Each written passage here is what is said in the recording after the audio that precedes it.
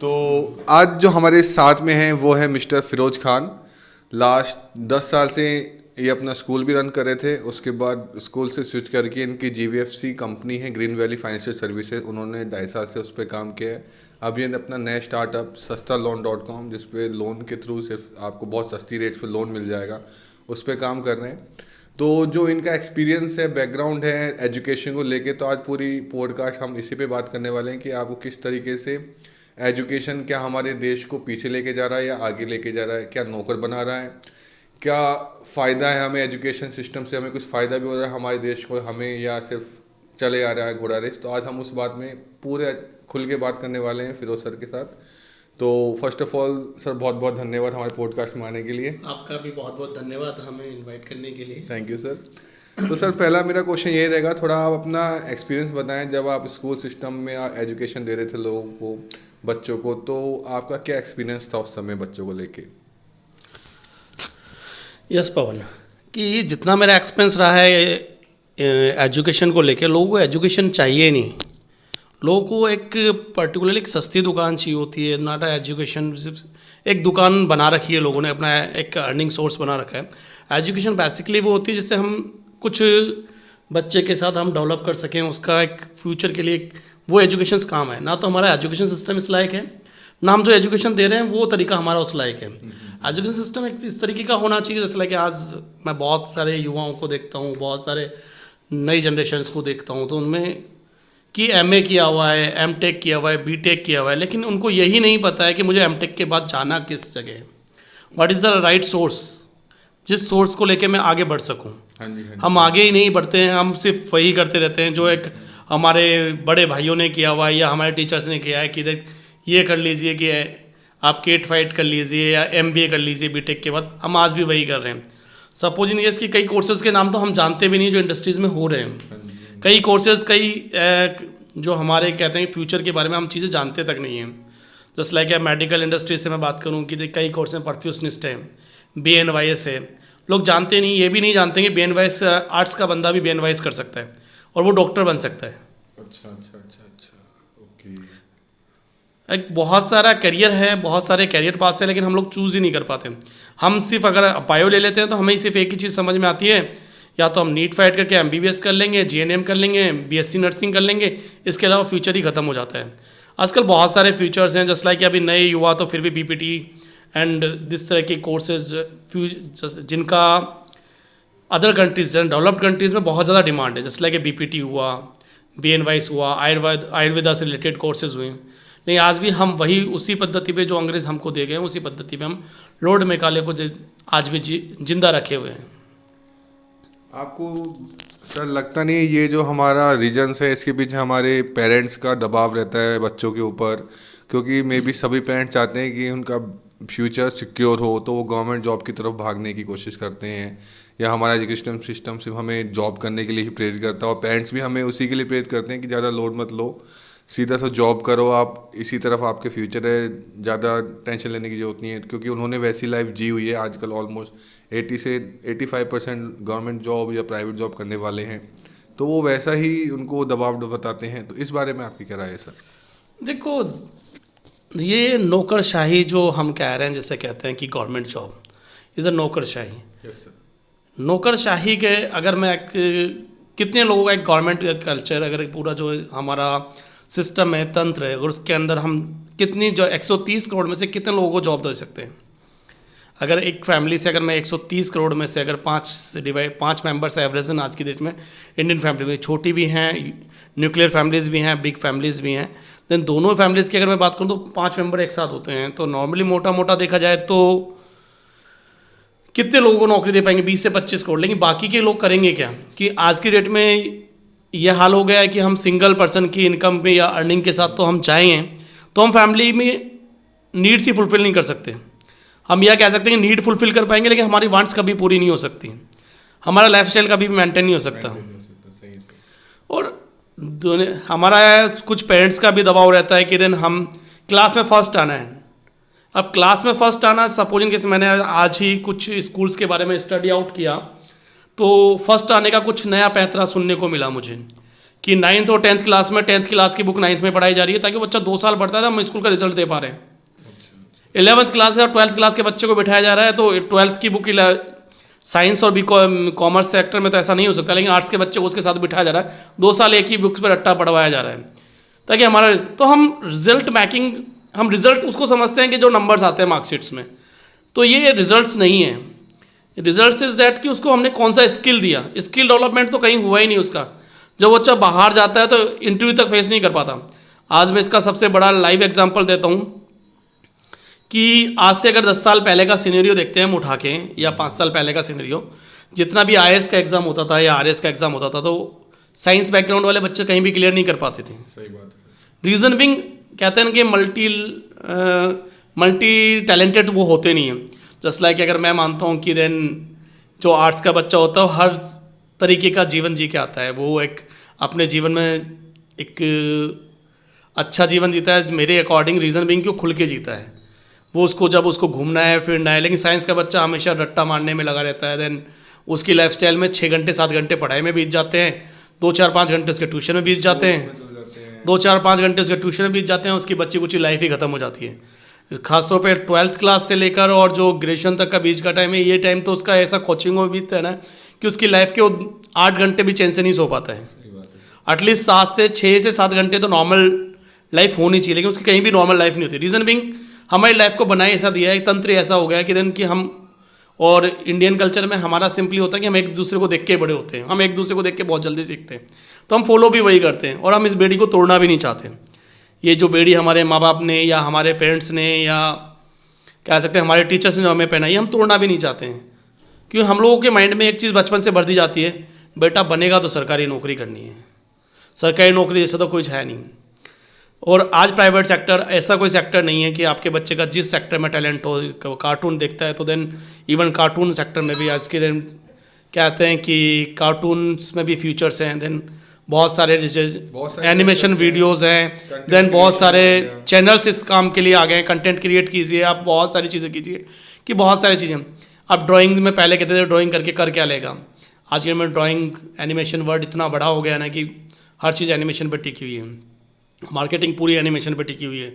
इसके अलावा waste management बहुत बड़ा सेक्टर है, जो अभी तक कहीं भी हम लोगों ने देखा जाए तो आज तक टच नहीं किया है हमारे युवाओं ने।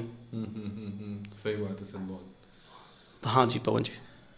सर ये तो बहुत डिटेल्स में आपने बहुत कुछ बता दिया है व्यूअर्स को कि किस तरीके से हमारा एजुकेशन सिस्टम के साथ हमारा बोझ, बहुत ज़्यादा प्रेशर है बच्चों के ऊपर आजकल के फ्यूचर को लेके हुए। और मेरा सर नेक्स्ट क्वेश्चन रहेगा जी, एजुकेशन सिस्टम जो है क्या इससे देश का फ्यूचर बन रहा है? आपको लग रहा है, माना कि हम ग्रोथ कर रहे हैं, हमारी जो इंडिया है वो ग्रोइंग स्टेज पर है, पर क्या सच में इंडिया ग्रोथ कर रहा है इस एजुकेशन सिस्टम को लेके, या सब अपनी अपनी स्किल जनरेट करके ही ग्रोथ कर रहे हैं, अपना अपना बिजनेस कर रहे हैं? आजकल स्टार्टअप्स बहुत हो रहे हैं, तो उससे आपका क्या राय रहेगी? स्टार्टअप तो रोज़ एक नई बाढ़ आती है और सुबह चालू होते हैं शाम को बंद हो जाते हैं। आजकल यही हो रहा है। लेकिन हमारी इनोवेशंस, हमारे अंदर स्किल्स डेवलप हो रही हैं। आजकल गवर्नमेंट ने भी स्किल डेवलपमेंट काफ़ी प्रोग्राम चला रखे हैं, लेकिन उनका बेनिफिट्स 20% या 10% ही लोगों को मिल पा रहा है। लेकिन स्किल डेवलपमेंट पे गवर्नमेंट भी फोकस कर रही है। आने वाले कई NSDC है, RSLDC है, बहुत सारे ऐसे ऑर्गेनाइजेशंस हैं जो इस सेक्टर में काम कर रहे हैं गवर्नमेंट की तरफ से, जो स्किल डेवलपमेंट पे काम कर रहे हैं। लेकिन आजकल के युवा खुद भी अपना स्किल डेवलपमेंट कर रहे हैं। यूट्यूब ले लीजिए, जस्ट लाइक हमारे सन्नी भाई काफ़ी, पवनदीप जी काफ़ी मेहनत करते हैं, युवाओं को जागृत करते रहते हैं कि स्किल्स को लेकर। तो देन काफ़ी सोर्सेज मिल गए हैं, पहले ऐसे सोर्सेज ही नहीं थे। लेकिन राइट नाउ अगर युवा चाहें तो देन अपने आप को डेवलप कर सकते हैं। और जो बात कर रहे थे कि देन की ग्रो हो रहा है कि किस डायरेक्शन में हम जा रहे हैं, तो देन हमारे जस्ट लाइक हमारे आंकड़े उठा के देखें तो हमारी सबसे ज़्यादा युवा है हमारे देश में, पूरे वर्ल्ड में सबसे ज़्यादा युवा पीढ़ी हमारे देश में मिलती है। देन उसके बाद भी हम लोग वो ग्रोथ नहीं कर पा रहे जितना होना चाहिए था। रीज़न बिंग अगर हम बात करेंगे just like China, then other countries की, चाइना ने अपने हर आदमी को ही असेट बना दिया। उन्होंने, हमारे यहाँ हर आदमी लाइबिलिटी होता है, एक फैमिली में 5 मेंबर हैं तो 4 लाइबिलिटी होंगे या 3 लाइबिलिटीज होंगे। लेकिन चाइना ने उन चीज़ों को असेट बना दिया। वो घर का हर बंदा असेट है। उसने कहा मेरा जो बंदा है वो बंदा असेट है। इस पर कोई चीज़ फोकस ही नहीं किया, ना किसी गवर्नमेंट ने फोकस किया। हम सिर्फ आज भी हमारे कहते हैं जनसंख्या रोको और ये करो, इस पर बहुत सारे लेक्चर देते हैं, आपस में विवादों में भिड़े रहते हैं। लेकिन उस जनसंख्या हमारा असेट है, उस असेट को हम पर्टिकुलरली यूटिलाइज करें, और वो तब होगा जब हमारे स्किल्स इस लायक होगा कि हर बंदा अपना स्किल के साथ काम करे, स्किल डेवलपमेंट हो, तो हम सही डायरेक्शन पे जा सकते हैं। आज हर जगह मैन्युफैक्चरिंग यूनिट चाइना को उठा के देखते हैं तो जन कंपेरिजन हम और जगह तो कंपेरिजन करने आते हैं तो चाइना से करते हैं, बाकी और से करते हैं, लेकिन जब डेवलपमेंट की बात आती है तो हम चाइना से कभी कंपेरिजन नहीं करते। जबकि हम दोनों देश करीब करीब एक साथ ही आज़ाद हुए, डेवलपमेंट भी करीब करीब हम 1970 तक एक जैसे थे, लेकिन 1970 के बाद इतना बड़ा चेंज कैसे आया? क्योंकि उन्होंने फोकस किया स्किल डेवलपमेंट पे, और एक राइट डायरेक्शन राइट पाथ है कि स्किल डेवलपमेंट। आज नॉर्मल सी बात है, गांव में बैठे लोग स्किल डेवलपमेंट के नाम पे व्हाट्सएप फेसबुक पे बहुत अच्छा टाइम बताते हैं, उनको बहुत अच्छे एडिटिंग्स आती हैं, बहुत अच्छे इंस्टाग्राम पे फोटोज़ आते हैं, लेकिन उस स्किल का एक पर्टिकुलरली एक लेवल ऊपर जाके बहुत सारी चीज़ें एप्लीकेशन ऐसी हैं जो फ्री ऑफ कॉस्ट हमको स्किल सिखाई। लर्न वन है, काफ़ी प्लेटफॉर्म्स हैं जो हमको फ्री कोर्स देते हैं, लेकिन कोई नहीं एडवांस एक्सेल सीखने पर, लेकिन सीखने की कोशिश नहीं है। हमारे युवाओं को एक गलत डायरेक्शन है कि हम सिर्फ क्या करेंगे, सरकारी नौकरी। उसके लिए हमें सरकारी नौकरी में हम या तो अगर हम फोर्स में जाएंगे तो हम फिजिकल तैयार कर लें, थोड़ा बहुत पढ़ लेंगे, देन दैट्स ओके। और अगर हम और सर्विस में जाएंगे तो सुबह शाम हमको कोचिंग करनी है, देन हम वहाँ लगे रहते हैं ना। देखो सबसे बड़ी वेल्थ है कि हमारी हेल्थ पे भी फोकस नहीं है, तो सब चीज़ें एक दूसरे से इंटरलिंक्ड होती हैं। जब सारी चीज़ें एक दूसरे से इंटरलिंक्ड होती है तो हमको फोकस करना पड़ेगा कि हमारी हेल्थ और ही सबसे बड़ी वेल्थ है। अगर हमारा हेल्थ अच्छा है तो हमारा एजुकेशन भी हम लोग अच्छे से कर पाएंगे, एवरीथिंग। और हम फोकस करें कि जो एजुकेशन हम कर रहे हैं, जस्ट लाइक के देन ये तैयारियाँ चलती रहती है, लेकिन साथ में अगर हमारा स्किल डेवलपमेंट हो तो वो जहाँ भी जा रहा है, गवर्नमेंट सर्विस में भी जा रहा है, तो अपने स्किल से कुछ एक्स्ट्रा अर्निंग भी कर सकता है या कुछ देश का भला भी कर सकता है। भैया ये तो आपने सही कहा सर, पर मैंने एक चीज़ नोटिस की है कि सपोज करो मैं 21 के अंदर मैंने बीएससी कर ली, बीए कर ली या बीकॉम कर ली, कुछ भी कर लिया, मैं तैयारी में घुस गया। ऑब्वियसली 1 साल लग गया, 2 साल लग गया, 3 साल लग गया, 4 साल लग गए। पर ये 4 साल के अंदर जो मैं तैयारी कर रहा हूँ, इसका रिजल्ट से सिर्फ मैं एक टीचर ही बन सकता हूँ जो दूसरे बच्चों को पढ़ा सकता हूँ। मेरे अंदर कोई स्किल जनरेट नहीं हुई। अगर मेरी गवर्नमेंट जॉब नहीं लगती तो मुझे फिर कोई ऑप्शन नहीं रहता कि मैं क्या करूँ, मैं टीचिंग के सिवाय कोई ऑप्शन नहीं है। और मैंने ये भी नोटिस किया है सर कि जैसे ऑब्वियसली मैं भी स्कूल रन कर रहा हूँ, संभाल रहा हूँ बच्चों को, तो देखता हूँ कि जो गवर्नमेंट स्कूल्स हैं, चलो उनका तो बुरा हाल है एजुकेशन को लेके, पर प्राइवेट स्कूल्स भी इतने हैं, मतलब जहाँ हम रहते हैं अभी 200 स्कूल्स हैं, उसमें से 5 to 6 ऑलमोस्ट स्कूल्स हैं जो अच्छी एजुकेशन प्रोवाइड कर रहे हैं। बाकी प्राइवेट स्कूल भी सिर्फ टाइम पास कर रहे हैं बच्चों के साथ, मतलब उनकी फैमिली को एक बेस्ट एजुकेशन नहीं दे रहे। नहीं तो कोई भी नए स्कूल को टाइम लगता है जमने में, पर अगर आप अच्छी सर्विस दे रहे हो, अच्छी एजुकेशन दे रहे हो, तो आप इजीली जम जाओगे। मतलब आज भी ऐसे स्कूलों ने सिर्फ टाइम पास के लिए या गवर्नमेंट के पैसे पे कई स्कूल चल रहे हैं आरटी के थ्रू, तो मतलब प्राइवेट स्कूल खोलने के बाद भी उनको नॉलेज नहीं मिल रही। और पेरेंट्स ऐसे हैं जहाँ उनको 2000 रुपये मिलते हैं वो वहाँ पढ़ा रहे हैं अपने बच्चों को, उनको खुद को नॉलेज नहीं है, एजुकेट नहीं है। लोगों को एजुकेशन किस स्कूल में देनी चाहिए। अब सपोज करो कोई बड़ा स्कूल है जहाँ अच्छी पढ़ाई होती है, मानता हूँ मैं, और उस स्कूल के अंदर एक क्लास में 40 बच्चे हैं। अब 40 के 40 बच्चों में तो अच्छी एजुकेशन नहीं दे सकते 40 के 40 बच्चों को, वो तो सिर्फ पढ़ा के चला जाएगा, बाकी तो आप करो, आपकी फैमिली जाने। पर अगर वहीं अगर 10 बच्चों को मेंटरिंग के साथ अच्छी एजुकेशन मिल जाए तो सब 10 के 10 बच्चे कल को टॉप कर सकते हैं या अच्छे लेवल पे पहुंच सकते हैं। तो उस चीज़ पे ध्यान नहीं दिया जा रहा स्कूलों के अंदर आज भी। तो इस बारे में क्या राय है सर आपकी? देखो सबसे पहले तो मैं जो आपके सॉल्यूशन क्या है, इसका कोई सॉल्यूशन? आपने जो 2021 के आंकड़े बता देता हूँ आपको कि सवाई माधोपुर डिस्ट्रिक्ट के अंदर 1200 से प्लस स्कूल्स हैं। ओके। प्राइवेट स्कूल्स और गवर्नमेंट स्कूल मिला के 1200 प्लस हैं। तो अब एजुकेशन की बात करते हैं हम, तो एजुकेशन का स्टैंडर्ड हमारी गवर्नमेंट खुद नहीं चाहती कि हम लोग पढ़े। ओके। रीज़न बीइंग कि पॉलिटिकली हम क्या करते हैं, जब पढ़े लिखे होते हैं तो गवर्नमेंट्स के अगेंस्ट बोलना शुरू कर देते हैं। एक सबसे बड़ा एग्जांपल देता हूँ, आज गवर्नमेंट स्कूल्स, क्या गवर्नमेंट चाहे तो क्या स्कूल्स अच्छे से रन नहीं कर सकती? सबसे वेल अप टू डेट जिनकी स्क्रीनिंग इतनी बार हो चुकी होती है, ऐसे टीचर्स प्राइवेट स्कूल वाले लगाते नहीं। प्राइवेट स्कूल्स का रिजल्ट अच्छा होता है, जबकि एक ग्रेजुएट बंदा भी नहीं होता है, 12th पास या ग्रेजुएशन किया राइट नाउ किया हुआ लेटेस्ट, वो बंदा वहाँ पे ज्वाइन करता है।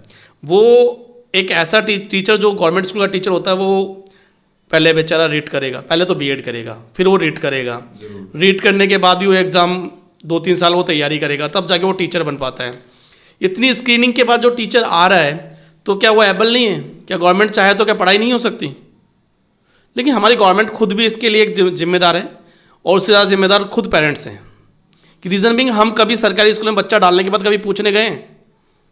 पर सर आपने ये भी नोटिस किया होगा, सरकारी टीचर्स खुद अपने बच्चों को अपने साथ स्कूल में डालते हैं। ये क्या इसका सबसे अच्छा एक सॉल्यूशन मैं बताता हूँ कि जितना मैंने नोटिस किया कि आप जिस डिस्ट्रिक्ट में आपका स्कूल है, एक बड़े officer just like a district collector हुआ, डिस्ट्रिक्ट आरएस हुआ या एसआई हुआ, उनका बच्चा हर एक स्कूल में एक एक बच्चा डाल दूँ, ऑटोमेटिकली स्टैंडर्ड सुधर जाएगा। तो वो ऐसा हो नहीं सकता? हो सकता है, पॉसिबिलिटीज़ हैं। ये गवर्नमेंट को बाउंड कर देना चाहिए कि सरकारी कर्मचारी का बच्चा सरकारी स्कूल में ही पढ़ेगा। वो तो फिर गवर्नमेंट को क्योंकि इसका मतलब आपको नौकरी चाहिए सरकारी, एजुकेशन चाहिए प्राइवेट, वाई? इसका मतलब क्या है? तो इसका मतलब आपको भरोसा ही नहीं सरकार पे, तो फिर सरकारी नौकरी ढूंढते भी क्यों? सही बात है सर। जब नौकरी से हम सरकारी ढूंढ रहे हैं तो स्कूल भी हमारा सरकारी होना चाहिए।